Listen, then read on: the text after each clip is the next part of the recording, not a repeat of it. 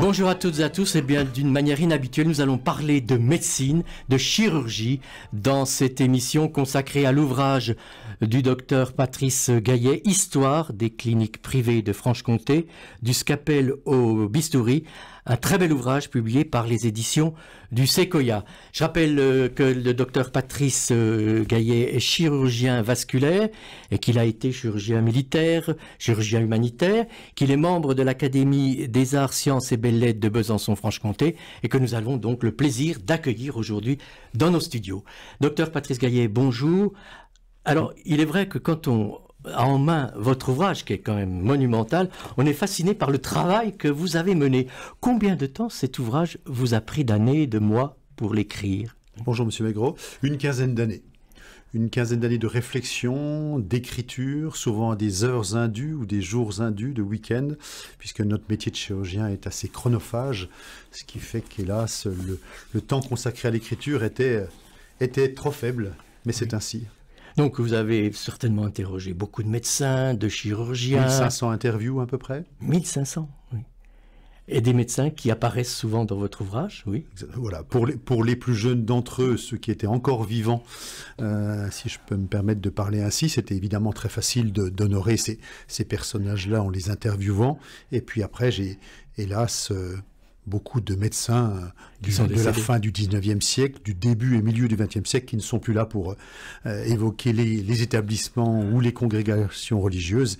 Et j'ai interrogé leurs ayants droit, leurs familles, enfants, petits-enfants, arrière-petits-enfants, pour certains. Alors, dans un premier chapitre, vous faites en quelque sorte l'histoire des établissements hospitaliers à Besançon et en Franche-Comté. Voilà, j'ai voulu rappeler que la Franche-Comté était une terre d'accueil et une terre de soins.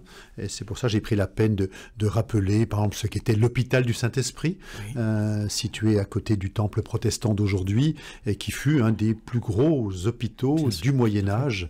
Et on avait la chance d'avoir cet hôpital de 300 lits, ce qui était énorme au Moyen-Âge, en plein Besançon. Bien sûr. Et puis l'hôpital Saint-Jacques un petit peu plus tard. Voilà, l'hôpital Saint-Jacques avait déjà eu quelques écrits par des collègues médecins érudits, Monsieur Royer, ophtalmo à la Compassion, Monsieur Maurras, cardiologue à l'hôpital Saint-Jacques, mais il n'y avait jamais vraiment eu d'écrits, c'était simplement des petits fascicules, des petits témoignages, et je me suis permis de rappeler l'histoire de Saint-Jacques, puisque même si mon propos était centré sur les cliniques privées, la plupart de ces chirurgiens et médecins ont été formés à l'hôpital Saint-Jacques, qu'on n'appelait d'ailleurs pas l'hôpital Saint-Jacques, mais les hospices civils et militaires de Besançon, puisque Saint-Jacques était à la fois militaire et civil, et il y avait l'hôpital Bellevaux, oui, donc on appelle ça les hospices civils, de Besançon.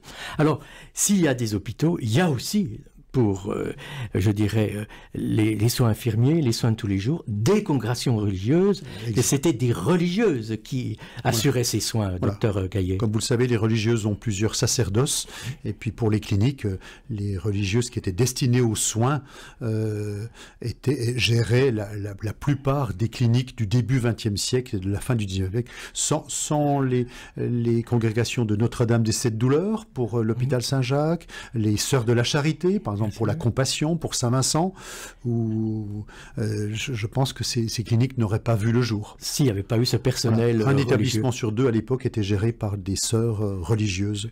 Oui. Alors les cliniques, vous le dites dans votre ouvrage, la première clinique, je crois, à Besançon, elle est de 1894. Quelle était-elle exactement, docteur Gaillet? Une petite clinique située dans la rue Parguet, juste en face de la porte d'entrée de la prison, une toute petite, juste à côté de l'école maternelle, pour ceux qui connaissent la rue Parguet. Il y a une toute petite maison de maître qui a été le lieu en 1894 par le professeur Victor Hetz, qui était chirurgien en chef de l'hôpital Saint-Jacques et qui a voulu faire un peu différemment au niveau de ce qu'on appelle l'antisepsie, l'asepsie, l'isolement des malades, l'isolement des femmes en couche, des personnes fébriles, et il a voulu créer son propre établissement pour être au goût du jour des nouvelles tendances en termes d'asepsie, d'antisepsie. Il a créé une toute petite clinique de 6 lits à Champs-Forgeron, dans le quartier de Champs-Forgeron. Donc on l'appelait la clinique des Champs-Forgeron. La clinique du professeur Hetz ou de la clinique de Champs-Forgeron. Et devant ce succès énorme, 2 ans plus tard, il a créé la clinique que tout le monde à Besançon connaît, la clinique de la Mouillère, en 1896. qui a eu la chance de perdurer pendant un siècle, puisque le fils, Paul Hetz, puis son petit-fils, également prénommé Paul Hetz, ont eu le plaisir de perdurer cette clinique, puisqu'elle a duré un siècle, de 1896 à 1996, au moment du passage à la Polyclinique de Franche-Comté. Alors, quelle opération était effectuée au début dans ces cliniques? Est-ce qu'il y avait des spécialités où où les chirurgiens opéraient toutes sortes de maux?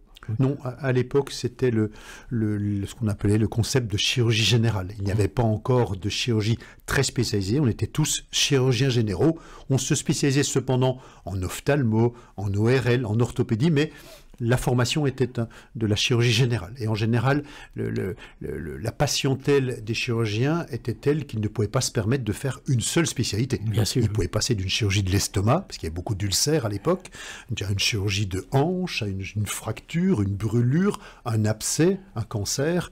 C'était le concept de la chirurgie générale. Donc ils opéraient toutes sortes de pathologies en quelque sorte. Alors vous dites la clinique de la Mouillère. Alors la clinique de la Mouillère, on l'a bien connue, ça a été une maternité dans ces dernières années de fonctionnement. Elle a eu un rôle important à Besançon, la clinique de la Mouillère. Oui. On peut en parler longuement. Une parturiente sur 3 accouchée à la Mouillère fut une époque. En gros, une patiente sur 3 accouchait à l'hôpital Saint-Jacques, ce qu'on appelle l'hôtel de Montmartin. Oui. Avant la création de la mère et l'enfant en 1973. Oui. Une personne sur 3 accouchait à la clinique de la Mouillère, et puis une personne sur 3 accouchait dans les cliniques privées de Besançon, chez Quichon, chez Fégat, ce qu'on appelle l'hôpital, la clinique Bon Secours et la clinique des Cigognes. Oui. Alors, ces cliniques, elles étaient toutes créées en quelque sorte par des fonds financiers, par des investisseurs, mais par des médecins eux-mêmes. Voilà, les médecins étaient propriétaires de leur établissement, aidés par les congrégations religieuses. Parfois même, ce sont des congrégations religieuses, par exemple Notre-Dame de la Compassion, Notre-Dame de Villers-Sexel, qui ont fait venir les chirurgiens. Oui. Alors Notre-Dame de la Compassion, c'était 1928. Sous la citadelle. Sous la citadelle. Là aussi, c'est une clinique qui a marqué les Bisontins, les différentes familles. Il y a eu de très grands chirurgiens ophtalmo et ORL, M. Bidot, M. Royer, qui ont créé cet établissement, et après ils ont eu la chance de coopter le professeur Bessot, qui a été également directeur de l'école de médecine, et qui a fait le bloc opératoire moderne comme on le connaissait à Saint-Jacques, ce qu'on appelle les coupoles Walter de l'hôpital Saint-Jacques. Oui. Alors c'était des médecins quand même qui avaient, je dirais, beaucoup de passion quand même dans leur métier. Hein. C'était un sacerdoce à l'époque, c'était souvent, la plupart des gens étaient très cultivés, des catholiques pratiquants, des gens qui étaient très, très investis dans le milieu associatif. Exactement, oui. Qui avaient une grande culture, ils étaient tous de grands mélomanes, allaient au théâtre. Oui, c'était des gens de grande culture. Oui, de grande culture. Le festival de Besançon a été créé, entre autres, par des médecins chirurgiens de Besançon. Oui. Alors, la clinique de la Compassion a été marquante. C'était une congrégation religieuse. Il y a eu aussi, on se rappelle ici à la radio, des Sœurs de la Compassion. Exactement. Voilà. Oui. Les Sœurs de la Compassion qui ont fait venir un grand chirurgien qui s'appelait Miret, le professeur Miret, oui. Voilà, qui a été ensuite secondé par le docteur Poula, Robert Poula. Ce furent deux des très grands chirurgiens, Jean Royer, qui était un grand ophtalmo, qui a abandonné ensuite la clinique de la Compassion quand il a pris la chefferie de service à l'hôpital Saint-Jacques. Oui. Alors on peut parler aussi de la clinique des Cigognes. Que représentait la clinique des Cigognes au cours des siècles, et en quelle année précisément Dr Gaillet a-t-il été créé? Dans les années 50 par le docteur Auguste Fégat, qui a un parcours très original, puisque, comme vous l'avez lu, c'était un malgré nous. Ça a été il y a eu quelques médecins en Franche-Comté et à Besançon qui ont été des malgré nous. Ces fameux Alsaciens nés au mauvais moment dans les années 20, 22, 24, qui ont été enrôlés contre leur gré dans l'armée allemande, et notamment Auguste Fégat a quand même été enrôlé dans l'armée allemande, a fait les batailles de Stalingrad et Koursk, qui ont été les deux pires batailles de la Deuxième Guerre mondiale, avec un taux de mortalité majeur. Oui. Et le docteur Fégat est décédé aujourd'hui. Voilà, Monsieur Fégat, hélas, que je n'ai pas connu moi-même, j'ai pu interviewer sa fille et son épouse. Oui. Alors il y a une autre clinique aussi qui a marqué, c'était la clinique Quichon aussi. Bon Secours. Du Bon Secours. Voilà. Souvent, comme vous le savez, les cliniques étaient emblématiques de leur chirurgien créateur ou fondateur. Et on dit souvent la clinique du docteur Quichon et non pas la clinique Bon Secours, la clinique du docteur Fégat et non pas la clinique des Cigognes. etc. Oui, comme la clinique du docteur Tolube aussi. Ouais, exactement, la clinique de l'Espérance. Personne ne connaît la clinique de l'Espérance dans les années 80, mais tout le monde connaissait la clinique du docteur Tolube. Oui. Alors un mot quand même sur le crédit photographique, parce qu'il y a des photographies tout à fait extraordinaires. C'est les descendants de ces médecins qui vous ont permis de publier ces photos. Oui, à la fois les congrégations religieuses, les sœurs archivistes, par exemple des sœurs de la Charité, qui m'ont donné beaucoup de crédits photographiques, et également les ayants droit, enfants, petits-enfants de chirurgiens qui m'ont confié leurs photos. Oui. Alors peut-être dans ce premier temps de notre émission, est-ce qu'on peut parler de médecins? Vous parliez du docteur Heitz, du docteur Miret. Est-ce qu'il y en a eu d'autres qui ont été fondateurs de ces cliniques, le docteur Patrice Gaillet, à qui on peut rendre hommage aujourd'hui, qui ont disparu bien évidemment? Il est toujours difficile de faire un choix, un peu arbitraire, sur 350 pages, mais le docteur Tisserand, Gaston Tisserand, il apparaît dans la première page de couverture. Qui a créé la clinique Clermont, l'hôtel de Clermont que tout le monde a connu, Grande Rue, qui était un pensionnat de jeunes filles créé par les Sœurs de la Charité. Sœurs de la Charité, qui y réside toujours d'ailleurs. Et qui a été transformé en 1907 en clinique chirurgicale par le docteur Tisserand et son collègue le docteur Yen, mais hélas en 1916 décédera le docteur Yen, et le docteur Tisserand tiendra la clinique jusqu'en 1961, à plus de 80 ans. Il opérait encore 15 jours avant sa mort dans sa clinique, peut-on dire. Comme vous dites, c'est vraiment des sacerdoces de ces médecins, un peu comme le prêtre ou le curé de l'époque. Le curé ou le religieux. On va marquer, si vous le permettez, une première pause musicale et puis nous reviendrons sur d'autres aspects de votre ouvrage.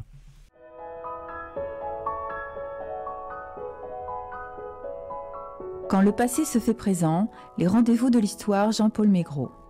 Notre invité est le docteur Patrice Gaillet, cardiologue vasculaire, qui publie aux éditions du Séquoia un important ouvrage, Histoire des cliniques privées de Franche-Comté, du scalpel au bistouri. Alors, effectivement, les opérations se passaient dans des conditions parfois un petit peu rustiques, on peut le dire. Les photos nous le montrent, docteur Gaillet. Est-ce que tout cela a évolué d'une manière considérable à partir de quelle date? Oui, c'était l'objet de mon livre, pour se rendre compte. C'est l'évolution de la chirurgie. Pour se rendre compte que moi, je suis pas emmené en 1967, date à laquelle les femmes ne pouvaient pas bénéficier d'une échographie. Sans Francis Veil, qui a apporté l'échographie dans les années 70 à l'hôpital Saint-Jacques et en Franche-Comté, moi, en 67, ma mère n'a pas eu d'échographie. Mes parents ont eu un souvenir catastrophique de leur première anesthésie à l'éther dans les années 50.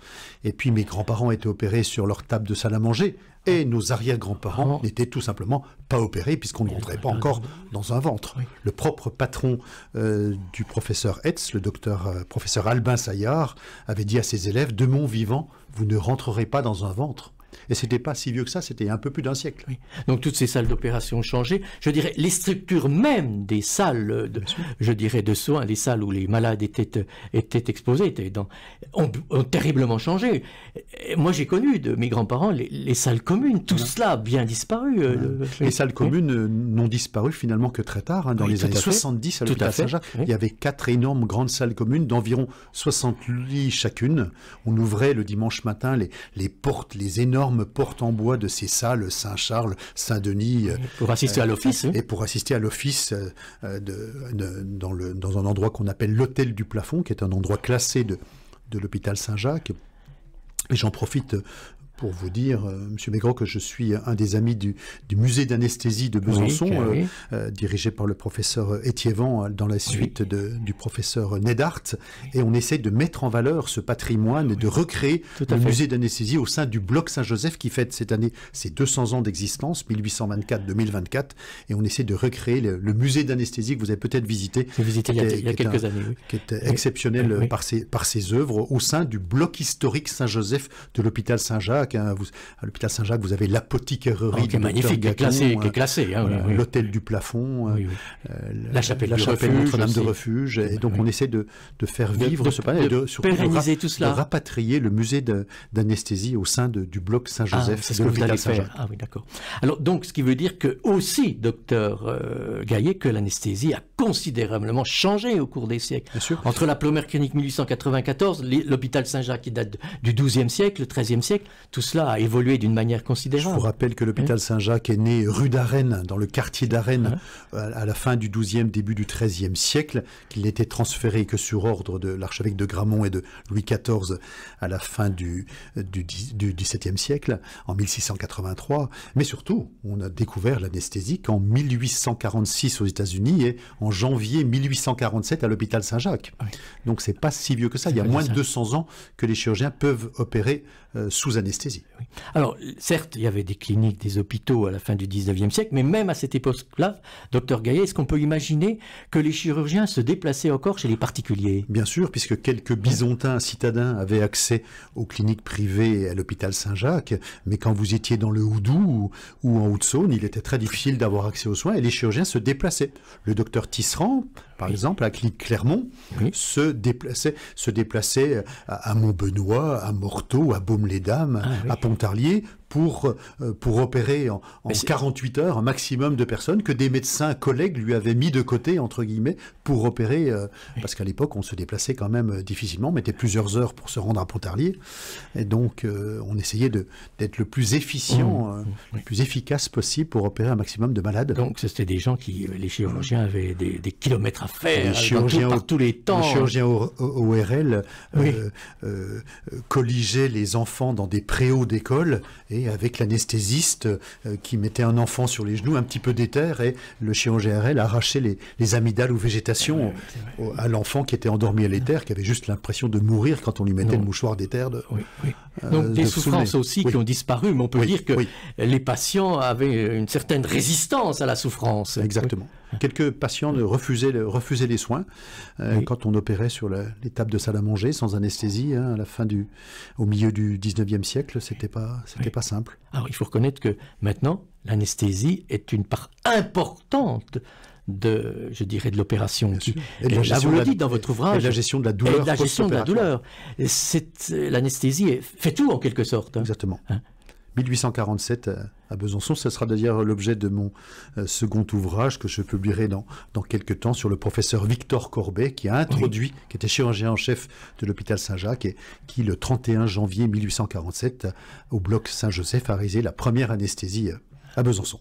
Alors, en dehors de Besançon, est-ce qu'on peut imaginer que, par exemple, à Pontarlier, Morteau, il y avait des cliniques privées aussi, professeur, docteur Gaillet? Oui, à Morteau, il n'y en a pas eu, mais à Pontarlier, le sénateur maire et chirurgien, professeur de faculté ici à l'école de médecine, à l'époque c'était une école de médecine, le professeur Jacques Henriet, bien connu des Pontisaliens, a créé dans les années 50 la clinique Saint-Pierre de Pontarlier qui existe toujours actuellement, qui n'est plus une clinique chirurgicale, qui avait été ensuite reprise par son fils Philippe Henriet, mais qui n'est plus aujourd'hui une clinique chirurgicale, mais une clinique médicale.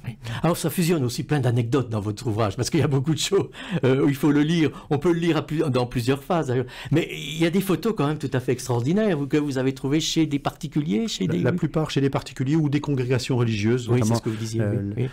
L'archiviste de la congrégation des Sœurs de la Charité m'a beaucoup aidé. Oui. Un crédit photographique majeur. Voilà, vous faites donc un métier passionnant, mais vous avez plusieurs casquettes, j'allais dire, professeur docteur Gaillet, parce que vous êtes médecin humanitaire, médecin militaire, c'est ça? Oui, mon temps perdu, grâce à mon épouse qui me libère. Vous avez beaucoup voyagé, je crois. Je peux faire de la chirurgie humanitaire pour Médecins sans frontières et désormais de la chirurgie militaire pour le service de santé des armées. Alors, quand on parle de médecine humanitaire, c'est-à-dire qu'on va dans des zones... Des zones qui sont ce qu'on appelle en désert médical. En désert médical, en Afrique. Ou hostile parce que le pays est en guerre, ou avec un niveau sanitaire et social ou éducatif qui fait qu'il y a peu ou pas de chirurgiens dans ce pays ou très pauvre ou en guerre. Et Médecins sans frontières, avec sa logistique importante, transforme par exemple une école maternelle en hôpital de campagne, et on essaye d'y faire un maximum de chirurgie générale. On revient d'ailleurs au concept de la chirurgie générale, parce que là, dans ces pays-là, on ne fait pas de chirurgie vasculaire ou de chirurgie orthopédique du membre supérieur. On fait de la chirurgie générale passant d'un abcès à une fracture, à une péritonite. Ça a été aussi votre passion, ça, ce travail? Oui, je me suis engagé très tôt, au début des les années 2000 parce que j'ai eu la chance de rencontrer quelques grands chirurgiens humanitaires, le professeur Onimus, oui, on connaît bien ici. Le docteur Darc, le docteur Colas, qui ont créé des associations urologiques. Et puis, comme j'ai eu la chance de faire mes études de chirurgie à Paris, j'ai pu rencontrer des grands noms de la chirurgie humanitaire française, et notamment le professeur Deloche de Noyelles, qui a créé une association très importante pour la chirurgie cardiaque pour les plus démunis. Oui. Donc qu'on appelle la chaîne de l'espoir. La médecine humanitaire est quelque chose de très important, encore aujourd'hui, pas uniquement dans les catastrophes, mais aussi auprès des populations les plus abandonnées, les plus pauvres en quelque sorte. Elle devient dangereuse puisque, comme vous le savez, dans les pays en guerre, c'est le chirurgien qui est le savant, le sachant, est devenu une cible pour des enlèvements, par exemple, ou des assassinats. Il y a de plus en plus, chaque année, invariablement, il y a de plus en plus d'humanitaires décédés. On estime à peu près à 500 humanitaires tous les 10 ans décédés sur des lieux, pourtant, d'intervention humanitaire. Oui. Et donc, Médecins sans frontières, on peut dire que c'est la première association mondiale sur le plan chirurgical. En tout cas, je pense que c'est la plus efficiente. Il existe évidemment des associations médicales, Médecins du Monde, Action contre la faim, COPI, le Haut Comité des réfugiés pour les Nations Unies, etc., qui sont très efficients sur le plan médical, mais sur le plan chirurgical, je pense qu'il n'y a pas mieux que Médecins sans frontières. Alors, je rappelle aussi que vous êtes membre de l'Académie des Arts, Sciences et Belles-Lettres de Besançon. Vous y êtes depuis longtemps ? Depuis 3 ans, depuis on va dire pas la parution, mais en tout cas la connaissance par quelques-uns de mes collègues de cet ouvrage prochainement édité, et ça m'a permis de présenter au sein de l'Académie cet ouvrage et je suis très honoré désormais de faire partie des membres de cette noble Académie. Il faut dire qu'il est magnifiquement édité, cet ouvrage, il faut reconnaître. Je suis allé voir Alain Mandel des éditions Séquoia, qui a l'habitude des beaux livres, et j'étais très, très fier qu'il accepte d'éditer cet ouvrage que je vois comme la Bible, on va dire, de la chirurgie du passé. J'ai voulu honorer à la fois les praticiens, les congrégations religieuses et surtout les établissements du passé.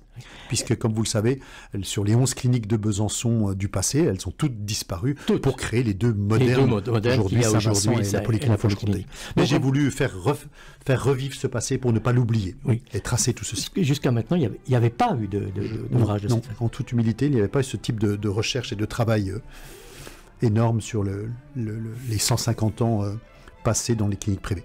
On se retrouve donc la semaine prochaine pour évoquer cette fois-ci les cliniques du territoire de Belfort, du Jura et de la Haute-Saône. Je rappelle votre ouvrage. Avec grand plaisir. Le docteur signé de Patrice Gaillet, bien évidemment, Histoire des cliniques de Franche-Comté, du scalpel au bistouri, aux éditions du Séquoia. Merci à vous et à la semaine prochaine. Merci beaucoup RCF, M. Maigret.